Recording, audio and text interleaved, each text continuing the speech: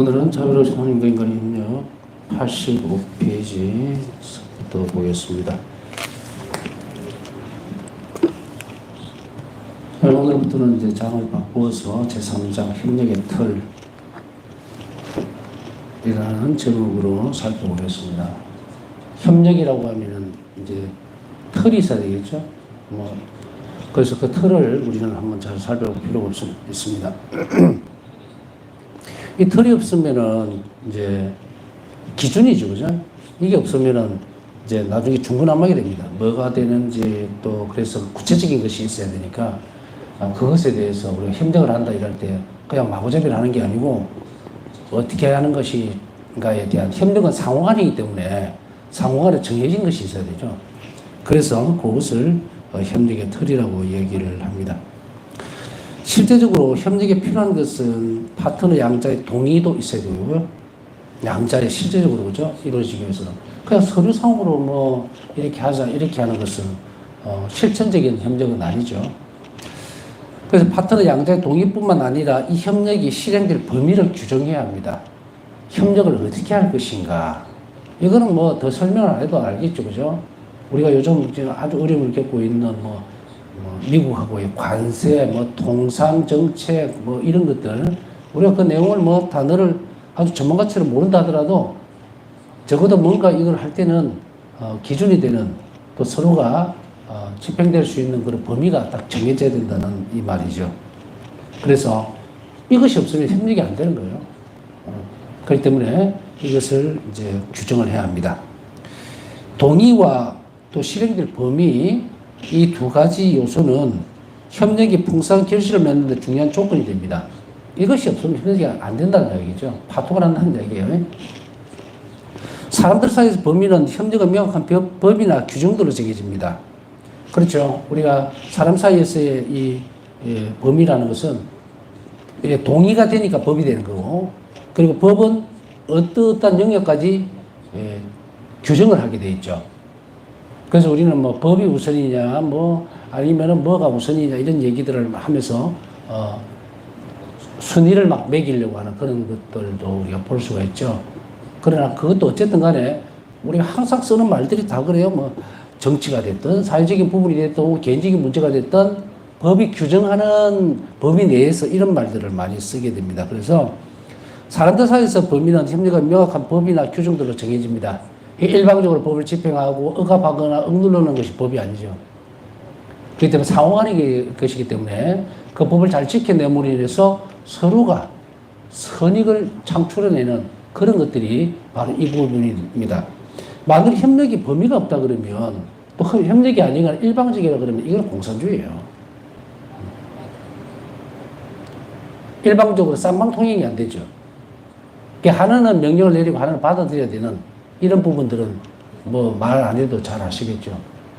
인류 역사에 보면 이스라엘 역사에서만 살펴보더라도 이집트에 끌려가서 노예 종살이 하게 되고 이렇게 될 때 무슨 법의 태도가 있습니까? 그냥 시키는 대로 위에서 상명하복이죠. 그것은 협력이라고 절대로 볼 수가 없다. 그러나 오늘날의 민주주의 안에서, 틀 안에서 볼 때의 협력은 공동 선익을 위해서라는 분명한 목적을 가지고 있기 때문에 그것을 지켜내는 사람도 집행하는 사람도 서로가 이 부분들이 협력이 되는 거예요. 그래서 그 범위를 넘어가면 적정한 어떤 제재를 받겠지만 그러나 그것 또한 감수해낼 수 있다는 것이 이 법 가치가 더 클 때의 이야기죠.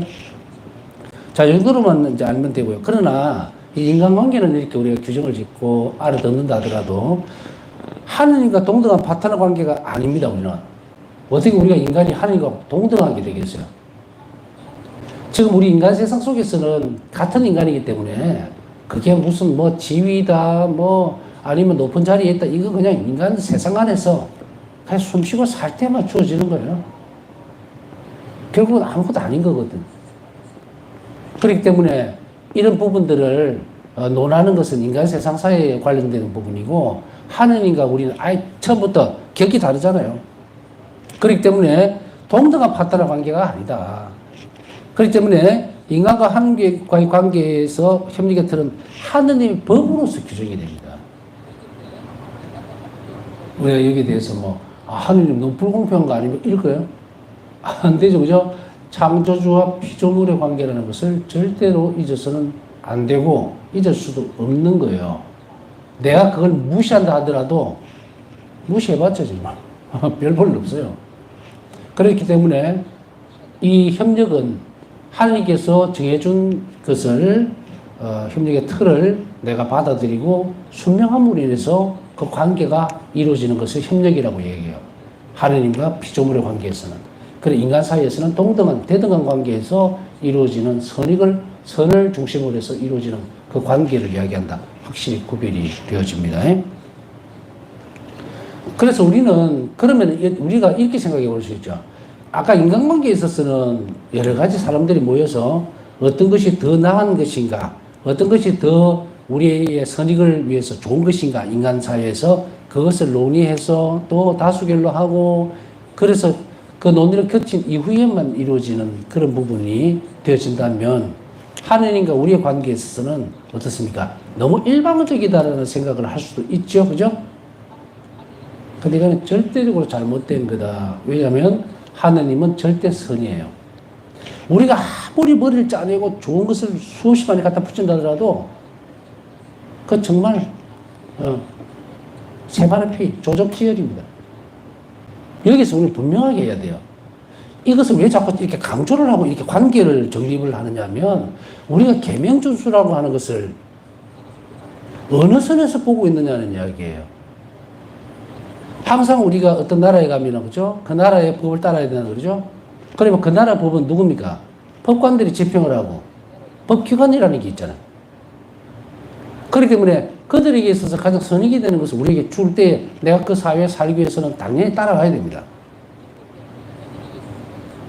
그 질서라는 측면에서도 따라가야 되고 선이라는 측면에서 따라가야 되는데 하느님이 절대적인 선이에요.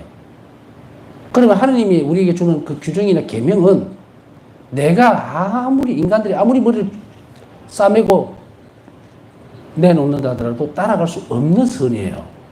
왜냐하면 하나님의 영원한 생명으로서 우리를 이끌어가기 위한 선이고 우리는 그냥 그래봤자 이 세상 사는데 치고받고 싸움하다가 그냥 니께 좋다 내게 좋다 이러다가 결국은 전부 다 헐크로 다 돌아가고 아무도 없어요. 오래 지나지 않은 시간들 역사들을 살펴본다 하더라도 그들은 지금 어디에 있느냐 없어요 지금. 그렇기 때문에 이것을 가지고 왈가왈부하고 우리 자신의 삶을 크게 시키기에는 아깝다는 게 아니라 그럴 것이 없어요.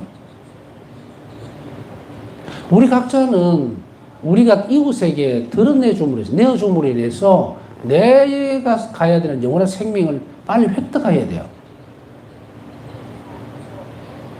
그게 이기적으로 보이는 것은 아닙니다. 절대. 그러면 어떻게 해서 이기적이 될 수 없느냐면 내가 하는 날에 가기 위해서는 이웃에게 자비로워야 되기 때문에. 정말 놀라운 진리예요. 누구도 이게 토시를 달 수가 없어. 만일에 이웃에게 자비로운 태도가 없이 그냥 내가 이거 이기적이죠. 그럼 이런 사람 못 갑니다. 천국에 어떻게 가? 자기만. 왜 못 가게 될까? 자비를 모르기 때문이죠. 자, 그래서 이것은 하느님과 나와의 관계를 잘 이해하는 데 있어서 가장 큰 중요한 요소가 됩니다. 계명을 뛰어넘어서 계명을 주신 분을 아는 거예요. 계명을 잘 지킴으로 인해서 그분을 사랑하게 될 수 있는 그분의 계명이 그분이에요. 누구예요? 그분이 하느님이에요. 계명을 사랑하고 지킨다는 것은 하느님이 내 삶 안으로 들어오시게 만드는 거예요. 그래서 앞에서 쭉 배웠지만 사랑을 드러낸다? 하느님을 사랑한다면 계명을 잘 지켜야 합니다. 내 말을 잘 지킬 것입니다. 나를 사랑한다면. 그러면 내 사랑이 그에게는 머무를 것이고 아버지께서도 그를 사랑하실 것입니다. 복음에 나오잖아요. 근데 우리 오늘은 어떻게 생각합니까?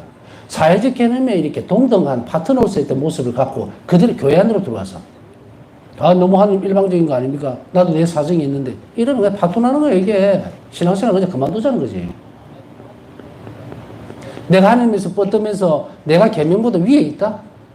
그러면 그 계명 준수를 함으로 인해서 내가 영원한 삶을 이끌어갈 수 있는, 다시 하늘나라의 부활을 칩시다. 쉽게 알아듣는 말로 그거를 쌓을 수 있다면 내가 내가 그 계명 위에 올라서 버리면 내가 뭘로 보증을 할 겁니까, 내가 나 자신의 영원한 삶에 대해서 어떻게 보증을 할 거예요? 그럼 승복해야죠. 이게 가장 큰 첫 번째 단초예요. 내가 내 생명을 마음대로 하지 못하고 내가 영원한 삶의 주인이 아니라면 다 버려야 돼요. 그냥 예수님 앞에 딱 하나님 앞에 엎드려야 돼요. 그게 계명을 지킬 첫 번째 출발이에요. 겸손의 기준이면서. 그렇게 못하면 신앙생활을 못해요. 그런데 이렇게 형성되어 있는 이 부분들이 왜 이렇게 하느님과 우리 제목이 뭡니까? 자비로서 하나님과 인간의 협력이에요. 협력을 하지 못하는 이유가 여기에 있다. 일방적으로 하나님은 명령하는 분이고 나는 종같이 그냥 쫓아만 가면 된다? 하나님이 이 계명을 주실 때 당신을 드러내고 싶어 합니다. 인간을 만나고 싶어 하는 거예요. 인간을 만나려고 하니까 계명을 준 거예요. 그 길을 통해서 그걸 사랑함으로 인해서 뭐라 그랬습니까? 하나님과 나와 일치관, 관계, 더 긴밀해진다. 사랑이 자란다 그랬잖아요. 앞에 시간에. 그래 우리가 계명을 들여다보고 또 우리가 주어져 있는 의무들이라든지 이런 것이 어떻게 되어져 있는지 근데 사고를 다 뜯어 고쳐야 돼요 지금. 요즘 같은 그 시기에 참 마음이 아픈 게 어떤 거냐면 이제 아까도 유튜브를 준비하다 보니까 무슨 은총을 주는 무슨 기도, 은총을 주는 뭐 어쩌고 저쩌고 뭐 어떤 성월 예수성심 성월이나 성모성심 성월만 되면 뭐 은총을 주는 특별한 기도 뭐 몇 가지 어쩌고 저쩌고. 아니 은총을 얻어야 합니까? 하느님을 찾아야 됩니까? 무슨 뭐라 그러죠 그런 거를 어그로라 그러는 게 예? 뭐예요 이게? 우리가 은총을 얻기 위해서 신앙생활을 합니까? 정신 똑바로 차려야 돼요. 은총은 하느님을 인격적으로 만나기 위해서 하는 협력이에요. 선물이라고. 바로 사도의 말씀을 굳이 여기에서 다시 이야기 안 하더라도 안타까워서 하는 이야기예요. 바로 사도가 뭐라고 말씀하세요? 나는 모든 것을 다 버린다 하더라도 난 예수님을 만나면 되는 거예요. 난 예수님만을 사랑할 뿐입니다. 이렇게 알고 있으면서 왜 그렇게 사람들은 이거는 은총을 많이 주는 기도고 이거는 어쩌고 저쩌고 은총을 안 주면 기도 안 할 겁니까? 하느님께서 나에게 은총을 안 주면 사랑 안 할 거예요? 하느님께서 은총을 안 주면 내가 기도 안 할 겁니까? 우리는 협력이라는 이 틀을 들어가기 전에 이걸 명확히 해야 돼요. 하느님께서 나에게 기도만 하면 은총을 주시니까 그래서 쫓아가고 그게 신앙이라고 생각한다면 그냥 접어야 돼. 이미 실패한 신앙생활이에요. 내가 하느님을 사랑함으로 인해서 그 과정 안에서 열매를 맺어서 그 열매 안에서 살아야지. 너무도 그렇습니다. 얼마나 많은 사람들이 엉터리 같은 이야기들을 해야 되는지. 바울 사도는 나는 그리스도만을 정언할 뿐입니다. 살아있는 예수님만을 정언할 뿐입니다. 그게 모든 것을 다 포기한 바울 사도의 모습이었어요. 근데 우리는 뭘 하고 있냐면 어떤 은총이 좋은가? 이거 기도를 하면 어떤 것이 좋은가? 이것만 땅만 쳐다보면서 이렇게 하면요 예수님 못 만납니다. 죽을 때까지. 바울사 성령에게서 일기에 갔을 때도 뭐라고 말씀하세요? 나는 나에게 주어지는 모든 은총들이 다 필요 없습니다. 나는 주님만을 원합니다. 하나님을 사랑하기를 바랍니다. 자, 이제 여러분들은 이 자비시심 안에서 협력을 해가면서 무엇을 해야 돼? 이제 방향이 완전히 바뀌어야 됩니다. 이제는 색깔이 다 바뀌어야 돼요. 제가 이제 이 얘기를 하는 거는 할 수밖에 없는 이유는 뭐냐면 제가 이제 갓 들어온 사람들을 대상으로 하는 게 아니고 저도 강의를 지금 계속 하면서 지금 4년, 5년째 지금 하고 있단 말이에요. 그러면 제 강의를 5년째 듣고 있다고 생각하고 업그레이드 시켜서 얘기를 하는 거예요. 이제는 삶을 바꿔야 됩니다. 정말 우리 구원을 위해서 삶을 바꿔야 해요. 우리가 뭔가를 주니까 하나님을 사랑한다면 이게 뭡니까 이게? 나중에 천국에 가게 되면은 완전히 꽉 차가 있을 텐데, 이제 여러분들에게 그 계단을 하나하나 알려줬으니까, 이제 군더더기 같은 건 다 버려야 돼요, 과감하게. 응? 그래서 제가 이제 그 어떤 사람들하고 이제 사적인 자리도, 뭐 사적인 자리는 게 크게 없죠. 이 이야기할 기회가 있으면 걔가 그렇게 지적을 합니다. 응? 은총에 매달려 사는 기도들 다 버리세요. 아버지는 나에게 모든 것을 다 주시려고 그러는데, 나를 찾아라 이거예요. 나를 찾아라. 하느님은 나를 찾아라. 그걸 다 주겠다는데 하느님을 찾을 생각은 안 하고 은총만 주워 먹으려고 계속 이기다 보면 이게 좋고 이기다 보면 이게 되고, 그걸로 약속되어지고 천국 못 갑니다.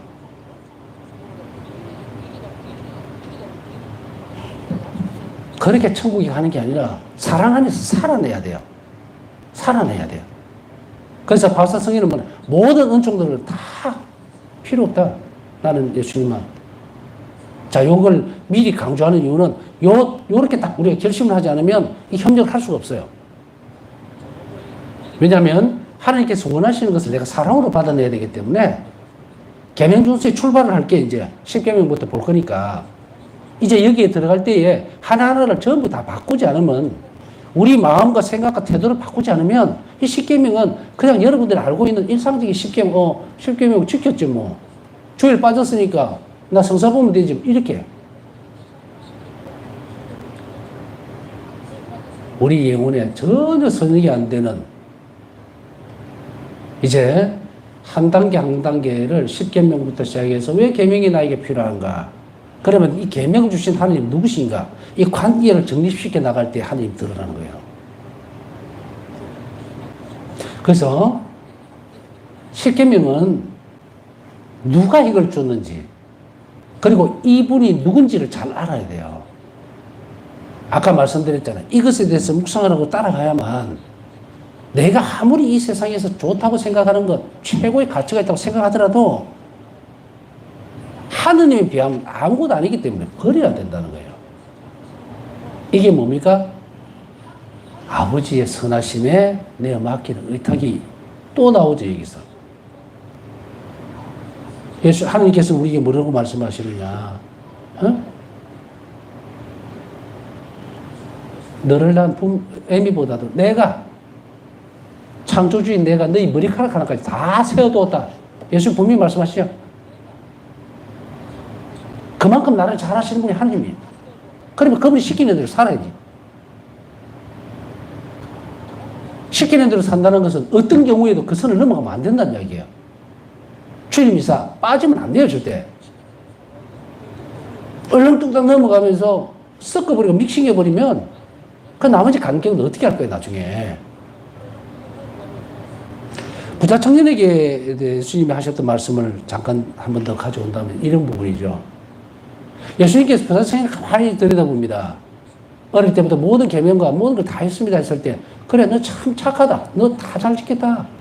그래, 한 가지가 부족하다 그랬죠. 가진 걸 다 팔아서 주고 오느라. 왜 그랬을까? 가진 것을 다 팔아버린다는 것은 가난으로 돌아가는 이야기예요. 그럼 내가 너를 만나겠다는 얘기. 다 버리고 나한테 오느라 했어요. 내가 너와 함께 살겠다. 부자 청년이 이걸 못 알아듣습니다. 근데 복음은 이렇게 얘기했죠. 그가 재산이 많았기 때문이죠. 재산이 많았다는 말은 사랑이 없이 계명을 지켜왔다는 이야기예요. 전부 다가. 그게 하나 빠졌다는 거죠. 자, 이제 이것을 가지고서 우리는 우리 삶을 바꿔나가기 위해서 이제 이 부분을 절대적으로 지켜나가도록 애를 써야 합니다.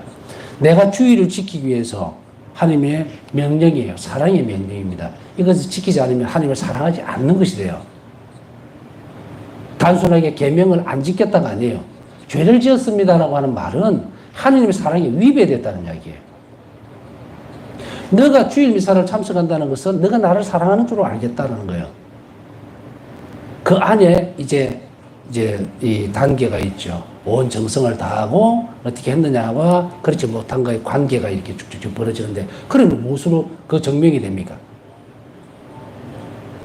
사랑의 단계에 따라서 성체성사로 우리에게 오실 때에 당신의 활동이 드러나는 거예요. 예수님이 하실 수 있는 거예요. 그게 작게, 크게 이렇게 벌어지죠.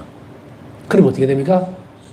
성체성사를 통해서 단순하게 예수를 만나는 겁니까? 그 이전에 계명을 지켰다는 것이 우선이죠. 하나님 만나기 위해서. 그럼 우리 계명을 뛰어넘어서 인격적인 하나님이 드러나죠. 그래서 우리는 그것을 끝까지 지켜야 한다는 거예요. 최선을 다해서 지키다가 넘어지는 거하고 내 마음대로 할 수도 있고 안 할 수 있다고 열어놓는 사람하고는 그냥 격이 다릅니다. 처음부터 길이 달라요. 아주 작은 빈틈을 여러분들이 절대로 놓치지 않고 그것을 잘 살펴보고 결심해야 합니다. 내가 최선을 다하다가 넘어지는 거하고 그럴 수도 있지 뭐 하고 넘어지는 거하고 전혀 다른 문제예요. 가난은 하나님 자비가 이렇게 줄 수 있겠지만 거래를 하는 사람은 절대로 갈 수가 없어요. 하나님 원칙을 베풀어 줄 수 없다는 이야기가 됩니다. 자, 이것까지 이제 정리를 해드렸으니까 이제 십계명을 조금 더 살펴봅니다. 하느님의 법에는 시나이산에서 모세에게 계시되었던 십계명, 그리고 그리스도께서 가르치신 복음의 법인 사랑의 세 계명, 진복 8단, 그리고 복음적 권고들이 있는데 이 계명들은 첫째로 인간이 자유를 누릴 수 있는 장을 만들어주고, 두 번째는 하나님과 친교에 들어갈 수 있게 해주고, 세 번째는 동시에 자기 완성을 얻을 수 있도록 해준다. 다시 한번 볼까요? 인간이 자유를 누릴 수 있도록 해준다. 하느님의 법은 영혼을 자유롭게 합니다. 왜냐하면 자유롭다는 것은 불안해하지 않고 통제되는 것에서 벗어나 있는 거예요. 그래서 하느님 법이라고 하는 것은 전에도 말씀드렸지만 쉽게 얘기하면 하지 말라는 것은 하지 말고 하라는 것은 하면 돼요. 이때 영혼은 자유로워집니다. 우리가 세상을 살아가면서 갈등을 일으키는 부분, 불안해하거나 혹은 부자유스럽다라고 하는 것을 불안과 함께 따라올 때 자유롭게 되는 것이 우리의 정신적인 사고, 생각, 묵상들, 뭐 기도 이런 것들, 사회생활들, 이게 불안해지는 요소는 뭐냐면 부자유스럽다는 거예요. 그럼 이 부자유는 어디에서 오는 건가? 하나님 법을 지키지 않는 면에서 오는 거예요. 지난번에도 말씀을 한번 드렸습니다. 지난 시간에.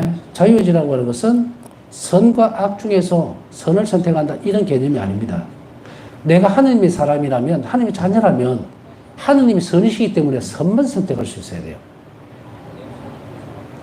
두 가지 중에서 갈등이 안 일어나잖아요. 이걸 할까 저걸 할까. 이게 없으니까 이거 하나만 하면. 그렇다면 우리 자유의지가 혼돈을 일으키거나 우리 의지가 부족해서 그럴까요? 아닙니다. 선만 선택하는 것은 하느님이 가장 좋은 걸 줄 줄 알기 때문에 결단을 내리는 사람이 선택하는 거예요. 아까 그래서 앞에서 설명을 드린 거예요. 하느님이 주시는 것이 최상의 선물. 내 사고나 생각은 필요 없어요. 내 눈에 아무리 이것이 좋게 보여도 온갖 것이 혼재돼서 그렇게 보일 뿐. 그 안에 속에 드는 것이 누가 알겠습니까? 그러나 하나님 법 안에 사는 사람은 그냥 그것만 선택하면 돼요. 하나님 원하시는 것만. 그렇게 하면 이 영혼은 자유롭다. 우리가 뭔가 불안해하고 영혼이 부자유스러운 것은 뭐냐면 뭘 하다가 내 생각대로 하다가 죄를 지어버리는 경우예요. 불안해하죠. 영혼이 불안정해집니다.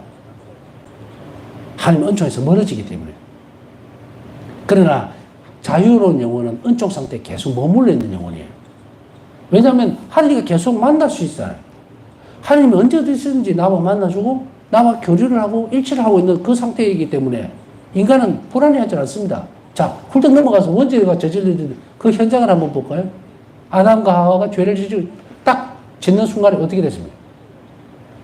야훼 하나님께서 아담하고 부를 때에 숨었죠. 당신이 동산을 건드리는 소리를 듣고 숨었습니다. 왜 숨었느냐? 부끄러워서 숨었습니다. 알몸인 것이. 누가 알몸이라고 알려줬더니.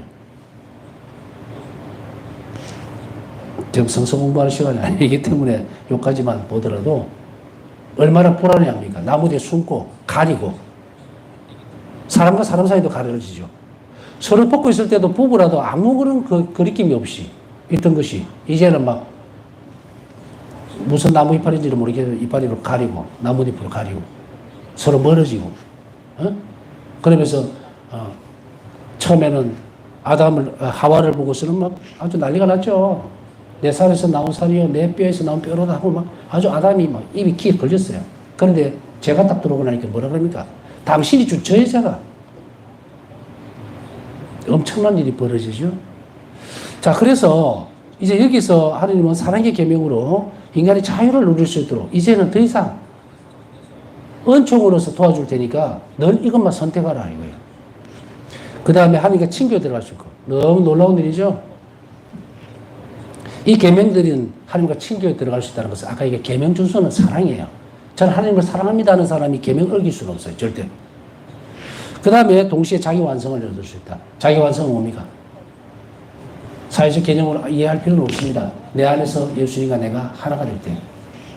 아니, 더 큰 말, 더 나가서 얘기하면 내가 예수님을 완전히 변화가 될 때, 바뀌어버릴 때, 녹아 들어가 버릴 때. 이거를 바우사 성인은 작은 성체라고 당시를 부르셨죠. 예수님과 완전히 하나가 됐다. 이 말은 하느님, 예수님이 내가 된 게 아니고 내가 예수님과 들어가 버린 거예요. 자, 이것이 자기 완성입니다. 자기 완성이 무슨 우리가 사회적으로 보면 권력, 이루고 이게 자기 완성인 줄 압니까? 천만에. 자기 완성은 바로 하나님과 하나가 되는 데 있다. 그 말은 바로 하나님 안으로 들어간다는 거죠. 자, 십계명 살펴봅니다. 십계명이라는 명칭은 히브리어를 그리스 혹은 이걸 뭐라고 읽어야 되는지 하도 오래돼가지고 책에 있으니까 보십시오. 탈출기 34장 28절로 옮긴 것에서 왔으며 그 후에 클레멘스 승인이 이렇게 이게 데칼로고스라고 했는데 그리스어는 아마 이 말일 겁니다. 이 십계명은 법의 근간이 됩니다. 이제 명칭이 어디서 왔느냐이기 때문에 여러분들도 보면서 이거 뭐야 이렇게 할 필요는 없고 클레멘스 승인이 데칼로고스라고 하는 것으로 옮겨왔는데 이 십계명이 법의 이제 근간이 된다 이렇게 아시면 됩니다.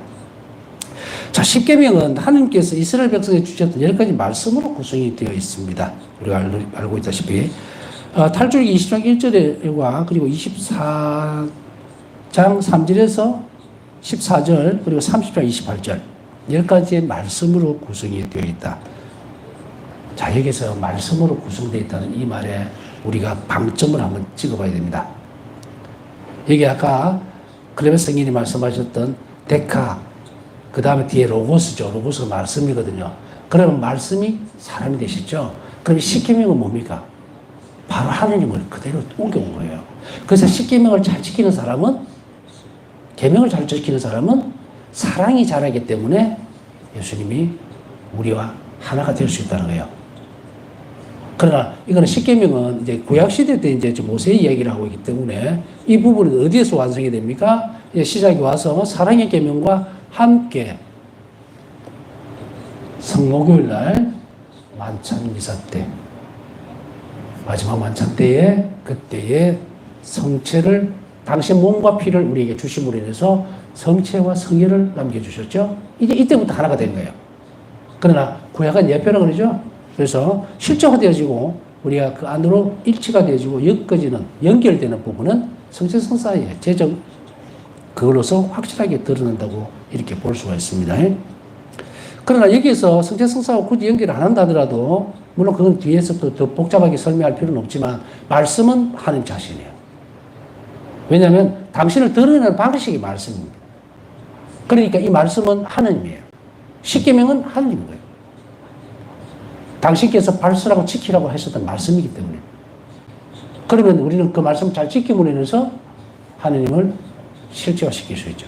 그래서 아까 말씀드렸듯이 계명 준수는 하나님께 대한 사랑의 표현일 뿐 아니라 그분과 나가 살 수 있는 방법이에요.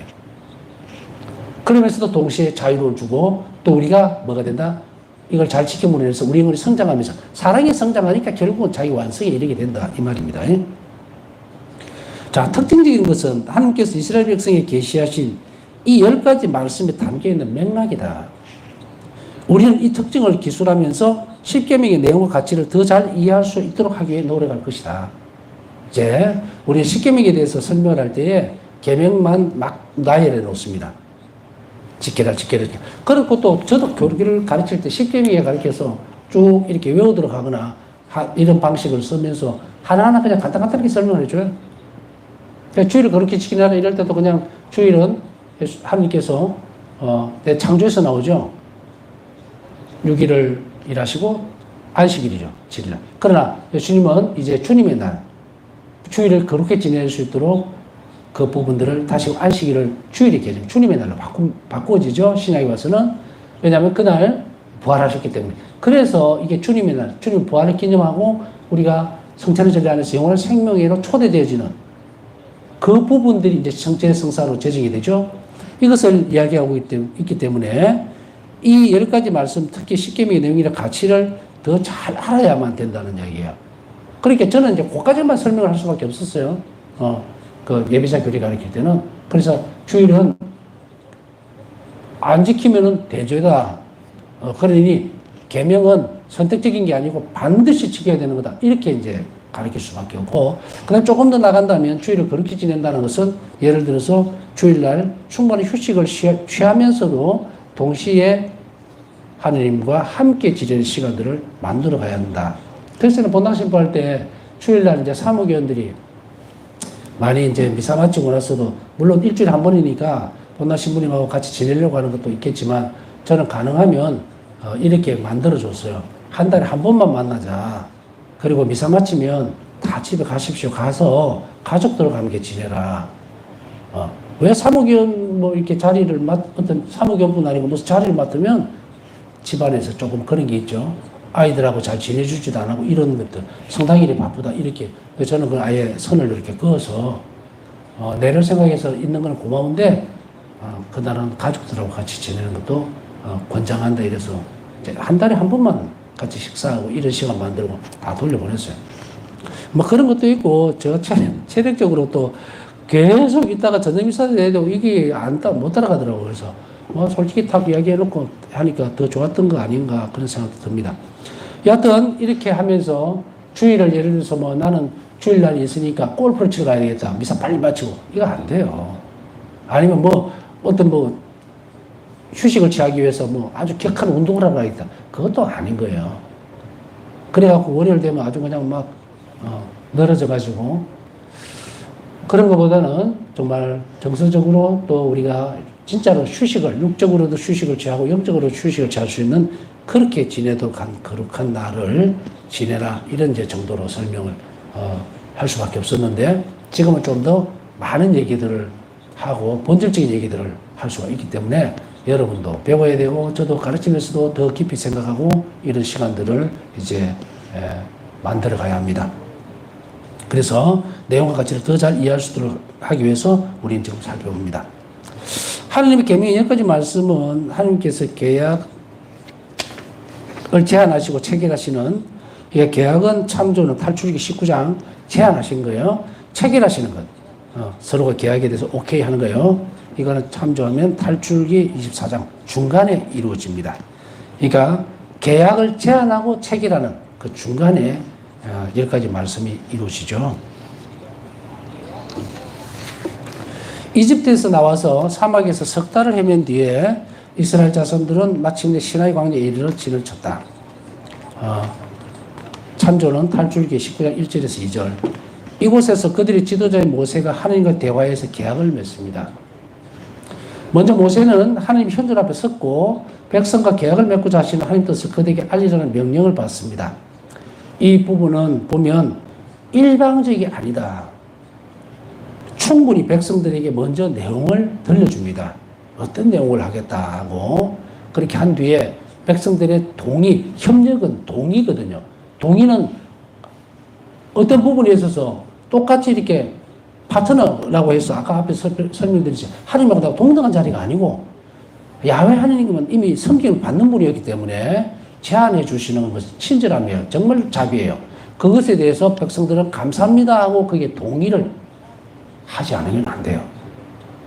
우리가 세례를 받을 때 강제로 받습니까? 아닙니다. 그래서 우리가 세례 때도 보면 반드시 개인적으로 각자가 동의를 하게 되어 있죠. 여러분들은 가톨교에서 무엇을 청합니까? 신앙을 청합니다. 신앙이 무엇입니까? 영원한 생명 다 하잖아요. 동의를 반드시 받아낸다. 이게 인간의 자유를 침해하지 않으시려는 하나님의 엄청난 자비로움을 또 측면을 우리가 한 번 더 볼 수가 있습니다. 예, 남은 시간 묵상하면서 오늘도 기도 청하신 분들 한 자리에 입을 수 있도록 함께 기억해 주시기 바랍니다.